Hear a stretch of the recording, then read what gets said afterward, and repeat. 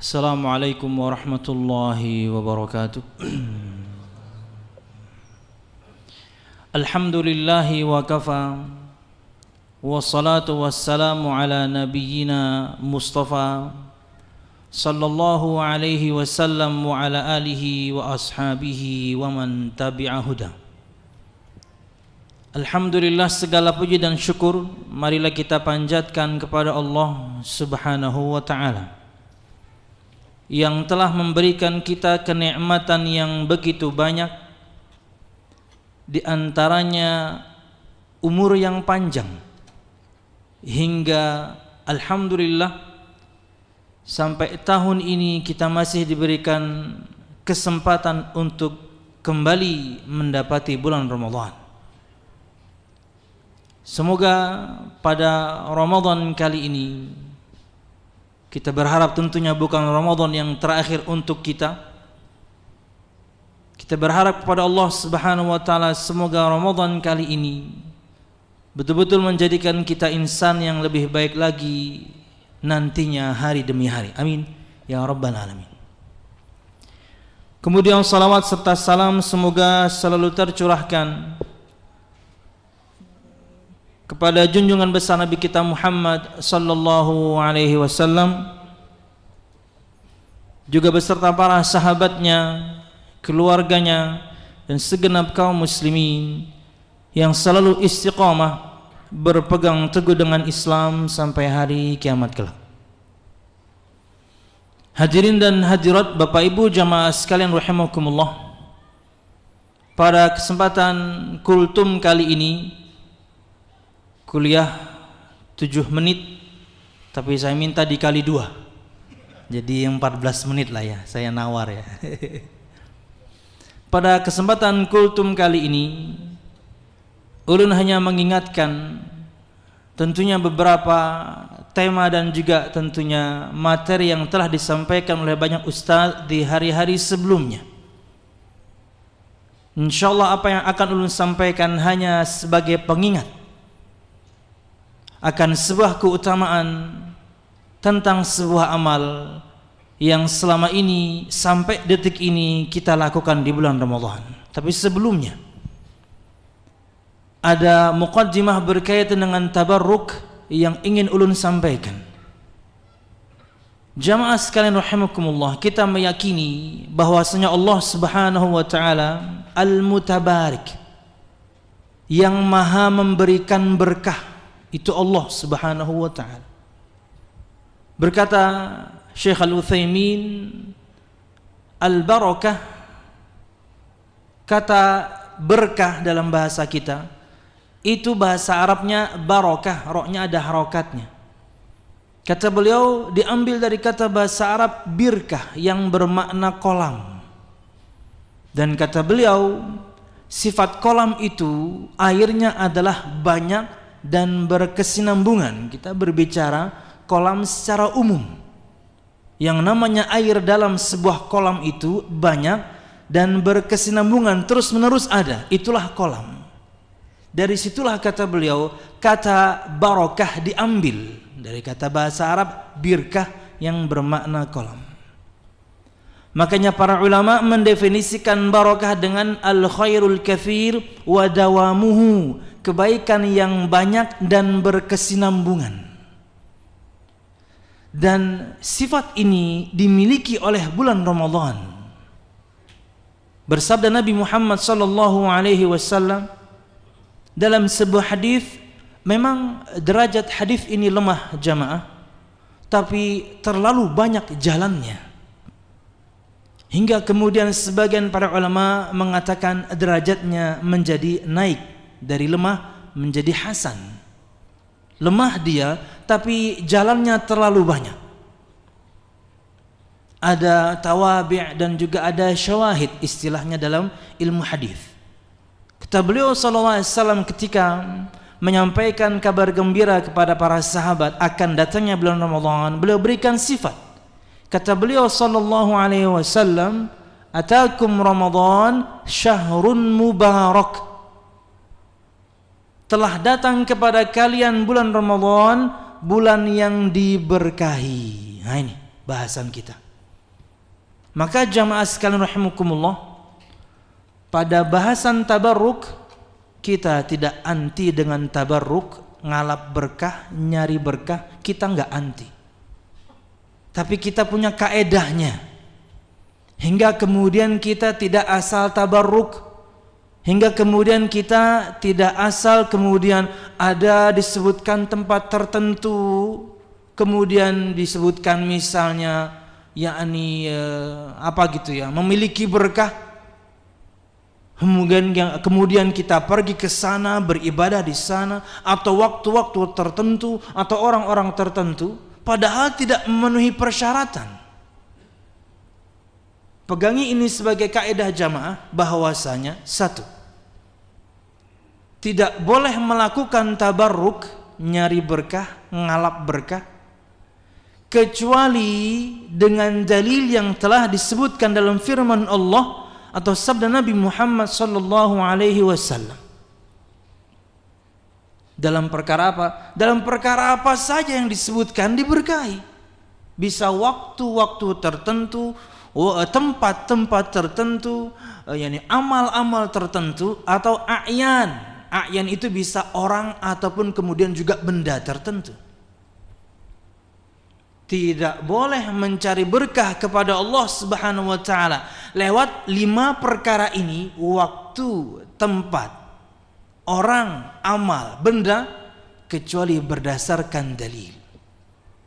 Ada firman Allahnya, ada sabda Nabi Muhammadnya yang menyebutkan bahwasanya tempat ini diberkahi, waktu ini diberkahi, orang ini diberkahi, benda ini diberkahi, amal ini diberkahi. Harus ada dalilnya. 2. Dan tabarruknya, nyari berkahnya sudah terpenuhi persyaratan pertama, ada dalilnya dia dari firman Allah, ada dalilnya dia dari sabda Nabi Muhammad, maka cara tabarruknya harus sesuai dengan tuntunan Nabi kita Muhammad sallallahu alaihi wasallam. Itu syaratnya, harus terpenuhi. Mau ziarah ke tempat contohnya saja misalnya di Masyaril Haram deh misalnya. Mau naik ke Jabal Nur untuk masuk Gua Hira. Ngapain? Pengen sholat di sana. Kenapa? Tempat yang diberkahi katanya. Nah, orang yang mengatakan demikian, dia harus penuhi 2 syarat tadi. Sebutkan dalilnya dari firman Allah Subhanahu wa taala akan tempat tersebut diberkahi. Ketika Anda dapatkan dalilnya, maka yang kedua, bagaimana kala itu Nabi Muhammad bertabarruk kepada Allah di tempat tersebut? Anda juga harus datangkan dalilnya. Jika tidak ada, maka tidak memenuhi persyaratan. Jadi nggak perlu capek-capek. Ulun berbicara tempat yang bersejarah ini ya, yaitu Jabal Thawr dengan Gua Thawr yang ada di dalamnya. Tempat bersejarah dia, betul. Kenapa? Nabi Muhammad waktu itu sembunyi di sana sampai 3 hari disebutkan. Kenapa? Karena lari dari kejaran orang-orang kafir Quraisy. Padahal tempatnya itu bertolak belakang dengan tujuan. Ulun lupa selatan atau utaranya. Madinah itu kalau nggak salah utaranya Mekah atau selatannya Mekah. Sedangkan Jabal Thawr itu kebalikannya. Nabi Muhammad harus muter dulu supaya kemudian tidak terkejar. Tapi subhanallah, mereka punya orang-orang yang ahli membaca jejak. Ketika dia mengarahkan kafir Quraisy ke sana, orang-orang kafir Quraisy, enggak mungkin Madinah itu di sana. Kok lewat sini? Enggak, ke sini katanya. Betul memang. Jabal Thawr dengan Gua Thawr yang ada di sana lebih seperti batu saja sebenarnya, tapi yang belah disebutkan. Dan lebarnya paling 1/4 meter. Ya, sempit sekali. Tempat bersejarah iya, tempat yang diberkahi nggak ada dalil. Hingga kemudian seorang bersusah payah naik ke sana, sholat di sana, berdoa di sana. Ngapain? Ketika tidak ada dalilnya, Anda tidak pernah akan dapatkan bagaimana caranya. Ketika Anda tidak dapat menghadirkan dalil, satu tempat, satu waktu, satu orang, satu benda, satu amal diberkahi, maka caranya pun Anda nggak akan dapatkan. Tapi kalau kemudian dalilnya ada, caranya mesti ada. Nggak bisa kemudian kita asal-asalan. Seperti Ka'bah Al-Musyarrafah, Masjidil Haram di Mekkah misalnya, tempat yang diberkahi. Dalil Ali Imran 96. Dalilnya sudah benar, maka caranya jangan salah. Hingga kemudian sebagian orang atau banyak orang, sebelum turunnya sekarang terlarang hingga kemudian diberikan batas, mereka melakukan iltizam di semua sisi Ka'bah. Iltizam itu adalah berdoa dengan meletakkan wajah, dada, dan dua telapak tangan sekaligus. Itu namanya iltizam. Itu hanya boleh di multazam. Multazam itu jarak antara ujung pojok Hajar Aswad dan pintu sedikit, paling 3 orang, atau mungkin kalau orang Eropa atau Afrika yang besar-besar 2 orang pun habis tempat itu. Kalau orang kita orang Asia, yakni 3 cukup lah. Jadi terkadang tempatnya sudah benar, tapi kemudian kadang caranya salah. Di semua sisi dia iltizam. Enggak. Salah.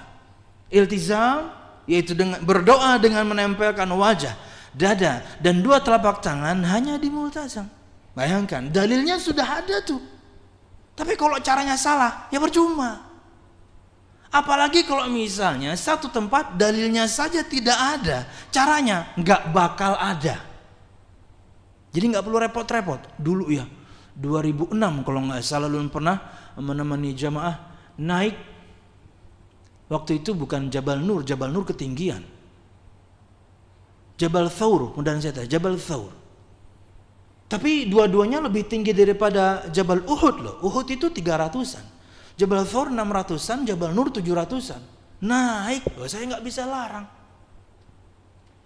Pian tahu, hampir selesai zuhur pun dia belum turun. Bayangkan. Jadi waktu sholat di Masjidil Haram terlewat olehnya. Dan bisa jadi karena dia akhirnya satu bis jamaah yang lain terzalimi, maka padahal dia pengen balik ke Masjidil Haram untuk sholat. Keutamaan salat yang jelas di Masjidil Haram 100.000 kali lipat hilang gara-gara nungguin bapak ini. Kenapa? Karena nggak berilmu. Jamaah sekalian rahimakumullah, ini yang dimiliki oleh bulan Ramadan. Apa itu? Dalilnya ada dari Nabi Muhammad SAW, dia bulan yang diberkahi. Maka kita harus penuhi syarat yang kedua, maka carilah berkah dari Allah Subhanahu wa taala di bulan ini, di waktu ini, dengan cara yang dilakukan Nabi Muhammad sallallahu alaihi wasallam. 3 hal yang paling jelas yang bisa kita sampaikan dan semuanya disadur dari satu sabda Nabi Muhammad sallallahu alaihi wasallam. Dan dari itulah kemudian bulan ini dinamakan Syahrul Siyam, Syahrul Qiyam, Syahrul Maghfirah, dari satu hadis ini. Dia bulan Ramadan, bulan berpuasa. Dia bulan Qiyam, bulan ditegakkannya qiyam atau salat malam, lebih tepatnya tarawih, kita akan bahas. Dan dia adalah bulan ampunan. Sabda Nabi Muhammad SAW, "Man shama Ramadhana imanan wa ihtisaban, ghufira lahu ma taqaddama min dhanbih." Man qama Ramadhana imanan wa ihtisaban, ghufira lahu ma taqaddama min dhanbih. Kata Nabi Muhammad sallallahu alaihi wasallam dalam hadis yang dikeluarkan oleh Imam Al-Bukhari, kata beliau, barang siapa yang berpuasa di bulan Ramadan, kita sudah dapati tadi bulan yang diberkahi. Di antara cara nyari berkahnya yaitu dengan berpuasa. Di saat yang sama ia adalah ibadah yang dijanjikan dengan begitu banyak keutamaan, dan dia juga adalah mengandung keberkahan yang banyak dan berkesinambungan. Makanya di antara makna yang disampaikan sebagian para ulama, dibukakan pintu-pintu surga di bulan Ramadan itu secara maknawi, bukan harfiah. Betul-betul yakni dibuka pintu surga, walaupun itu juga di antara maknanya, betul-betul pintu surga sedang dibuka. Yang kedua, melakukan kebaikan begitu mudah di bulan Ramadan. Ini jadi bahan introspeksi ya. Kalau di bulan Ramadan saja kita susah untuk melakukan kebaikan, maka akan lebih susah lagi di bulan yang lain. Itu di antara makna dibukakan pintu surga. Melakukan kebaikan di dalamnya, di bulannya, di waktu itu lebih mudah dibandingkan hari yang lain. Kata Nabi Muhammad, "Man shama Ramadhan," barang siapa yang berpuasa di bulan Ramadan, semua kita insyaallah semoga sampai selesai, amin. Imanan wa ihtisaban, dengan keimanan. Maksud keimanan di sini adalah meyakini kewajibannya, meyakini janji-janji Allah yang ada padanya. Makanya beribadah itu kepada Allah Subhanahu wa taala, Nabi Muhammad SAW ajarkan kepada kita satu amal hati, yaitu pengharapan. Bahkan di antara adab berdoa saja Nabi Muhammad sebutkan, "Ud'ullaha wa antum muqinuna bil ijabah." Berdoalah kalian kepada Allah dan yakinlah kalian akan dijawabnya doa tersebut. Harus ada keyakinan.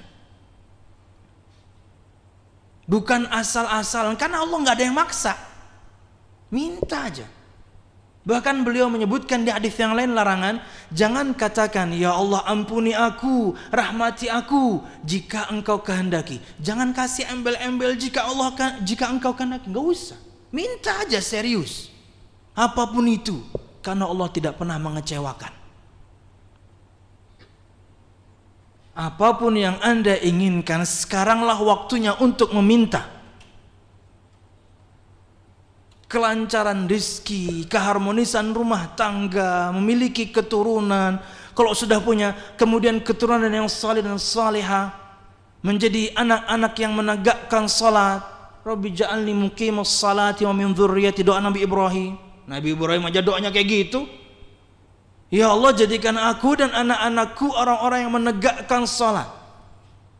Kapan mintanya? Sekarang paling tepat. Bulan yang diberkahi. Selama kita berpuasa itu mustajab. Ketika mau berbuka apalagi.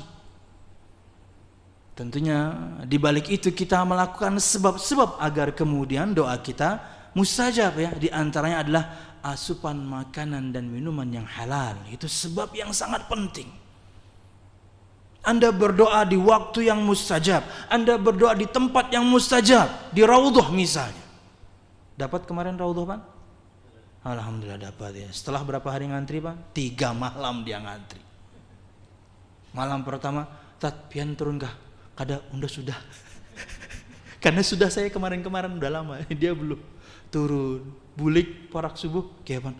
Kada dapat tata ya. Besok lagi panai. Ya. Karena luar biasa setelah 2 tahun yakni pandemik kemudian dibuka, berjubel sekali orang, kemudian akhirnya harus pakai jadwal. Tadinya tuh harus pakai jadwal. Kita daftar dulu, kemudian kita dapat jawaban jadwal kapan kita bisa ke raudhah. Entah itu siang habis zuhur, entah itu ada jadwalnya. Dapat kita jadwal, ngantri ulun dan teman-teman termasuk Ivan juga. Tentunya begitu hampir masuk menjelang azan asar, nggak jadi, ya salam. Padahal di bawah terik matahari 39.40, luar biasa. Anda berdoa di tempat yang mustajab, di waktu yang mustajab, tapi asupan Anda haram, percuma.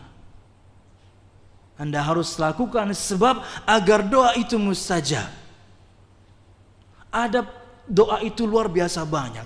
Dia lirih, dia global, mujmal, bukan detail. Dia macam-macam adab doa. Tapi di akhirnya ini yang paling penting, asupan makanan dan minuman yang halal. Itulah kenapa getol sekali banyak ustaz untuk mendakwahkan agar kita terlepas dari harta yang haram. Kenapa? Berimbas pada doa. Waktunya sudah mustajab, tempatnya mustajab. Di raudhah di Madinah, di depan Ka'bah di Mekah. Subhanallah, semuanya jadi sirna. Kenapa? Karena asupannya haram. Jamaah sekalian rahimakumullah, kembali kepada bahasan sedikit lagi. Kata Nabi Muhammad SAW, barang siapa yang berpuasa di bulan Ramadan dengan keimanan, yakin akan disyariatkannya bulan Ramadan, yakni wajib, wahtisab, dan mengharap pahala hanya kepada Allah, agar amal kita tidak riya. Nabi Muhammad yang ajarkan kepada kita beramal itu mengharap pahala dari Allah, bukan orang yang kemudian mun mengharap pahala kada ikhlas ngalannya. Yang kita harapkan darinya itu Allah yang maha ngasih, bukan kepada siapa-siapa. Dan Nabi Muhammad yang mengajarkan. Terkadang kan ada doa ya, sebagian orang itu ya, saya nggak layak masuk surga, tapi nggak tahan juga masuk neraka. Lah, ente mau ngapain? Nggak jelas. Ya Allah, saya nggak berhak masuk surga, tapi saya juga nggak tahan masuk neraka. Anda mau di mana memangnya? Yang jelas, minta surga kepada Allah, surga tertinggi mintalah. Mintalah juga kepada Allah agar dijauhkan dari neraka Allah, mintalah. Ya. Kata Nabi Muhammad SAW, "Idza sa'altumullaha al-jannah fas'aluhu al-firdaus al-a'la minal jannah." Nabi Muhammad yang ajarkan kita minta. Apa kalau bukan ada pengharapan di situ? Jika kalian minta kepada Allah untuk masuk surga, mintalah dimasukkan ke surga Firdaus yang paling tinggi. Itu yang paling utama. Nabi Muhammad di sana sallallahu alaihi wasallam. Apa balasannya? Ghufira lahu ma taqaddama min dzambih. Diampuni untuknya apa-apa yang telah lalu dari dosa-dosanya. Subhanallah. Sudahlah ia bulan yang diberkahi, beramal padanya dijanjikan begitu banyak pahala. Untuk pahala puasa begitu banyak riwayat, semua pian sudah tahu. Rupanya tidak cukup diberikan pahala dengan janji pahala, dihapuskan dari kita dosa. Kalau mengikuti keumuman sabda Nabi Muhammad SAW ini, maka semuanya di situ itu menunjukkan semua umum, besar dan kecil. Makanya beruntung sekali untuk semua kita ini yang masih Allah berikan umur hingga bisa bertemu dengan bulan Ramadan lagi. Ya, semoga Allah Subhanahu wa taala ampuni dosa-dosa kita semuanya, amin. Yang puluhan tahun yang lalu, yang tahun lalu, yang bulan ini bahkan mungkin na'udzubillah juga kita lakukan, diampuni. Tapi apakah yang besar juga demikian? Maka tidak. Dan inilah diantara keterangan Imam Nawawi. Sebelum pada masuk keterangan Imam Nawawi, dengan potongan yang sama, tapi bahasannya adalah qiyam. Kata beliau, man qama ramadhana imanan wahtisaban. Barang siapa yang menegakkan salat di bulan Ramadan. Kata para ulama, spesifik memang qiyam di sini maksudnya adalah tarawih yang barusan kita lakukan. Walaupun kalau misalnya maknanya itu diluaskan bisa. Qiyamul lail dengan salatul lail kalau kita definisikan bisa berbeda. Salatul lail, salat malam. Qiyamul lail menegakkan malam. Bisa salat, bisa zikir, bisa baca Quran, bisa dan ibadah yang lain. Tapi qiyam pada sabda Nabi Muhammad ini kata para ulama betul-betul maknanya salat tarawih. Fokuslah kita dengan dua amal ini. Berpuasa, alhamdulillah, dan kemudian salat tarawih. Meyakini kewajibannya kah? No, ia sunnah. Meyakini disyariatkannya puasa, tapi ia wajib. Meyakini disyariatkannya salat malam, tapi dia sunnah. Dan tidak tercela untuk orang yang tidak salat tarawih. Hanya rugi saja sebenarnya untuk dia, apalagi tidak ada uzur. Untuk orang yang punya uzur, yang penting yang wajib jangan ditinggalkan. Terkadang ada orang yang salah faham, dia berusaha sekali tidak tertinggal salat tarawih, subuh teguring. Salah itu. Dia berusaha sekali tidak putus salat tarawih, asar tertidur. Salah itu. Karena salat 5 waktu wajib.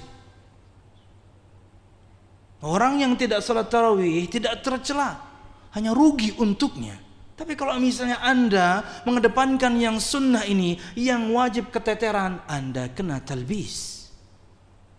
Itulah salah satu di antara tingkatan talbis iblis atau yang disebutkan dengan istilah khutwatus syaitan. Anda lebih mengedepankan yang sunnah, yang wajib keteteran.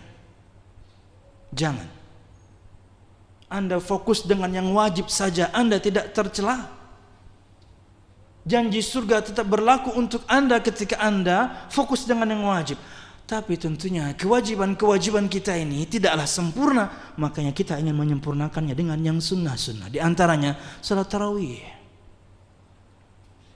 yang kita lakukan dengan istirahat, santai, bacaannya pun enggak terlalu panjang, enggak terlalu pendek, nyaman pokoknya. Jamaah sekalian rahimakumullah, ghufira lahu ma taqaddama min dzambih, sama janjinya diampuni untuknya semua yang telah lalu dari dosa-dosanya. Bahkan untuk salat ini, lebih tepatnya qiyam ini, lebih spesifik ada di 10 hari terakhir bulan Ramadan. Man qama lailatal qadri imanan wa ihtisaban ghufira lahu ma taqaddama min dzambi. Ini lebih spesifik. Barang siapa yang menegakkan salat malam di malam Lailatul Qadar, dan adanya itu hanya di 10 malam terakhir. Kata Nabi Muhammad SAW, iltamisu Lailatul Qadri fil ashril awakhir min Ramadan. Carilah Lailatul Qadar itu di 10 hari terakhir di bulan Ramadan. Ini lebih spesifik lagi. Diampuni untuknya semua yang telah lalu dari dosanya. Nah, semua di sini apakah dosa besar juga? No, dosa besar harus dengan taubat. Dosa besar tidak bisa dihapus dengan Anda hanya berpuasa. Dosa besar tidak bisa dihapus hanya Anda dengan Jumatan. Dosa besar tidak bisa dihapus dengan Anda hanya salat tarawih. No, dia harus dengan pertaubatan, dan taubat yang nasuha, sebenar-benarnya taubat. Dari mana kita tahu keterangan ini? Sabda Nabi Muhammad SAW. Kata beliau, dan ini kita tutup. Sepertinya sudah 3 kali kultum ini ya. Nah, terima kasih waktunya Bapak Ibu. Kata Nabi Muhammad SAW, as-salawatul khamsu wal jumu'atu ilal jumu'ati wa ramadhanu ila ramadhan mukaffiratun lima bainahunna idza ijtunibatil kabair.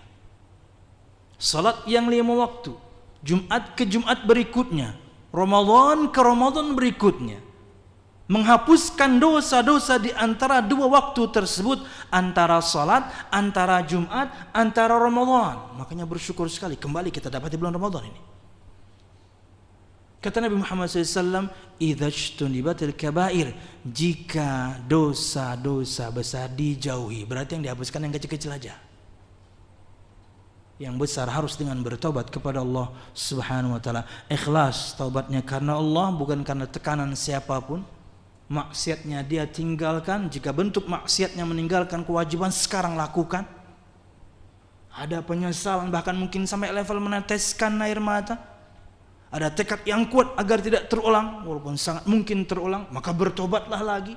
Dan yang terakhir, ruh masih dikandung badan dan matahari belum terbit dari barat. Bertobat seorang akan dosa besarnya, dan sekarang momen yang paling tepat. Sekarang Anda tidak bisa bertobat, di hari biasa akan lebih susah. Niscaya Allah Subhanahu wa taala akan mengampuni dosa semua kita, insyaallah, amin ya rabbal alamin. Kata Nabi Muhammad SAW, man taba qabla an tatlu'a asy-syamsu min maghribiha taballahu alaih. Barang siapa yang bertaubat taubatan nasuha dengan 5 persyaratan tadi, sebelum matahari terbit dari barat, masih ada waktu ini, belum, matahari masih normal ini, taballahu alaih, niscaya Allah Subhanahu wa taala akan menerima taubatnya. Maka bertobatlah kepada Allah, artinya fokus dengan 3 amal ini. Jalankan puasa sebagaimana mestinya, lengkapi kewajiban salat kita dengan salat tarawih, dan bertobatlah kepada Allah Subhanahu wa taala. Jadilah orang yang berprestasi. Jutaan kaum muslimin berpuasa, tapi tidak semuanya tentunya berprestasi. Maka berprestasilah dalam ibadah kita, khususnya di sisa yang terakhir ini. Semoga Allah Subhanahu wa taala mudahkan untuk kita untuk beramal saleh, dan semoga Allah Subhanahu wa taala ampuni semua dosa-dosa yang telah kita lakukan. Amin ya rabbal alamin. Subhanakallahumma bihamdika asyhadu an la ilaha illa anta astaghfiruka wa atubu ilaik. Wassalamualaikum warahmatullahi wabarakatuh. Terima kasih. Jazakumullah khairan wa barakallahu fikum. Video ini dibuat atas partisipasi dari donasi Anda. Semoga menjadi amal jariah bagi Anda semuanya.